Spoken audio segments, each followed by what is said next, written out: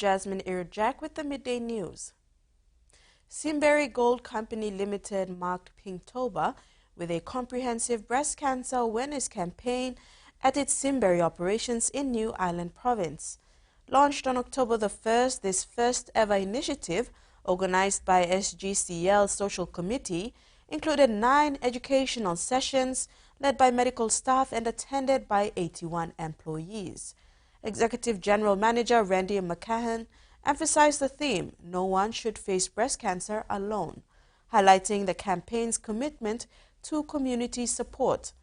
On October the 28th, SGCL's team, along with Medical Officer Dr. Kevlin Yamatau, held a session at Simberry Community Hall, educating over 30 locals on breast cancer risks, symptoms, and treatment. Community leader Joseph Tulok praised the effort, noting its potential to break cultural barriers around women's health. The campaign will conclude on October the 31st with a ceremony at SJCL's Simberry site. Why does the workplace need more women CEOs?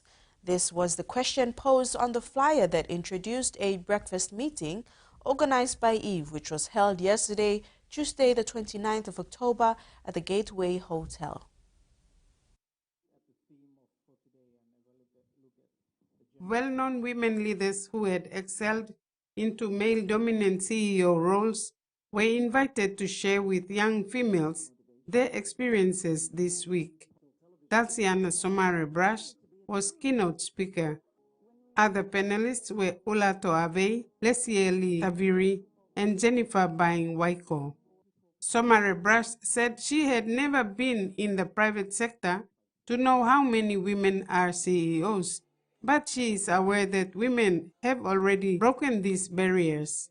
There are also freedoms that are exercised in the country and a democracy that has to cater for about 17 million people, we think. But do we really have proper statistics? We can talk about women and we can talk about having women as CEOs in workplaces. But if we never work out just the basics, how many women actually occupy jobs? How many girls went to primary school?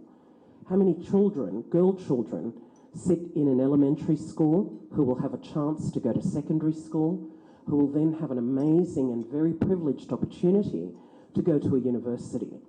And in the absence of data, we can't plan. Jennifer Baing Waiko grew up as a politician's daughter, participating in all obligations of Melanesian political leadership, but never imagined herself to be a leader. I really aimed for. I didn't aim to be in that leadership position. It's something that's, I think it's inbuilt. You're always around that with your family, so it's just something that you just grow up with, and it just becomes something that's part of you, and it just becomes something that's just natural to you. And each and every one of you here, is also a leader. And I think it's really important that you speak up and speak out, because each and every one of us here has an experience, has a story to tell, has an inspirational story to tell, has an inspirational story to share, The event was concluded with a panel discussion led by panelists. Prida Kana, TVWAN News. Whilst Papua New Guinea has vast potential in advancing the economy through tourism, there is a lot more work needed to be done in order to sustain this product. According to Minister for Tourism, Arts and Culture, Belden Nama, one contribution to making this industry work is attitude. Speaking at the recent Bilum Festival on Karkar Island in Midday Province, Minister Nama pointed out that people's lack of positive attitude towards success is killing the industry. Minister Nama is on a mission to change the legislation and the criminal code to include littering, loitering, and graffiti as criminal offenses in the country. He is adamant that by doing so, it will contribute to behavior change. Me also tourism minister. Now me like attacking mindset law people. By me changing triple law country. Law summary offenses act they become a criminal offense. You man you throw my people nothing, I'll call him littering. Me by changing law. You walk him gravity by go no karabus. That law by me change him. I will call him loitering. You sit down nothing lo bus stop lo Midday. You know walk lo cacao garden lo you, lo coffee garden lo you, or lo copra plantation lo you. No got man by sit down nothing. And one block road by me rousing old man where stop nothing lo town na cities lo me. Me by make it. As part of the prestigious 2025 Sumara Whitlam Scholarship Cohort, Alumita Chan stands ready to further her studies and contribute to Papua New Guinea's development in her field. Honoring the legacies of Grand Chief Sir Michael Somare and former Australian Prime Minister Gough Whitlam, the scholarship represents a bridge between the two nations, shared values and vision for a stronger, self-sustained PNG. For Chan, the award signifies both a recognition of past efforts and a commitment to future growth. Australia awards PNG scholarships funded by the Australian government, provided critical long-term and short-term study opportunities, creating a skilled PNG workforce dedicated to advancing national development.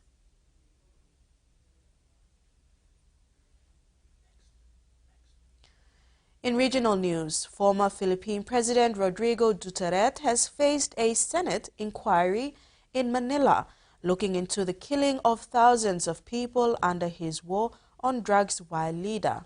He admitted to recruiting gangsters to kill other criminals while mayor of the city of Davao, but denied directing police to kill thousands of suspects while president. Mr. Duterte acknowledged that the once maintained a death squad of 7 to deal with criminals when he was the longtime Davao city mayor. Before he became president, the 79-year-old attended the televised inquiry in his first public appearance since his term ended in 2022. The Senate is looking into the drug killings under Mr. Duterte. The International Criminal Court is also continuing its investigation into the deaths of thousands during his crackdown on drugs. Heatwave continues to persist through the Northern Territory. Emergency services are attempting to control a number of blazes, including a large fire burning for the past 2 weeks near Wycliffe Well. Conditions on the streets of Katherine. Residents taking this week's heatwave in their stride. It's a beautiful hot day, yeah, but I don't care. It's getting to the stage where you can just drop out of the heat just from a couple of steps, you know? It can get a lot hotter, but, we've seen 40 or 42. Come on, it's not that bad. Temperatures this week to hit the 40s in the Daly, Tiwi and West Arnhem regions, with showers possibly offering some temporary relief. Yeah, we could see some showers and storms across the top end over the next couple of days. As we go into the weekend, unfortunately, we're going to see those really decrease, maybe a little bit around the coast, but they're going to be few and far between. With the showers and storms decreasing, we're going to see those temperatures rise again. Meanwhile, emergency services are attempting to control a number of blazes, including a large fire burning for the past 2 weeks near Wycliffe Well. The scars of a devastating season last year providing some fire breaks, but the risk remains for much of Central Australia. Any area that wasn't affected last year is an area of concern, and generally we're seeing the fire season continue to progress south and obviously going to now start impacting, as it has been the last recent couple of weeks, in and around the Alice Springs, Central Australia area. Severe heat waves are particularly dangerous for older people and children, so libraries in Darwin are offering a number of activities where young and old can escape the heat. A week after the Victorian Premier's big housing push, Jacinta Allen has been forced onto the back foot over Labour's record on child protection, with grim figures showing dozens of kids have died in government care in 4 years. Victoria's government has also been forced to defend the slow rollout of its tobacco licensing scheme.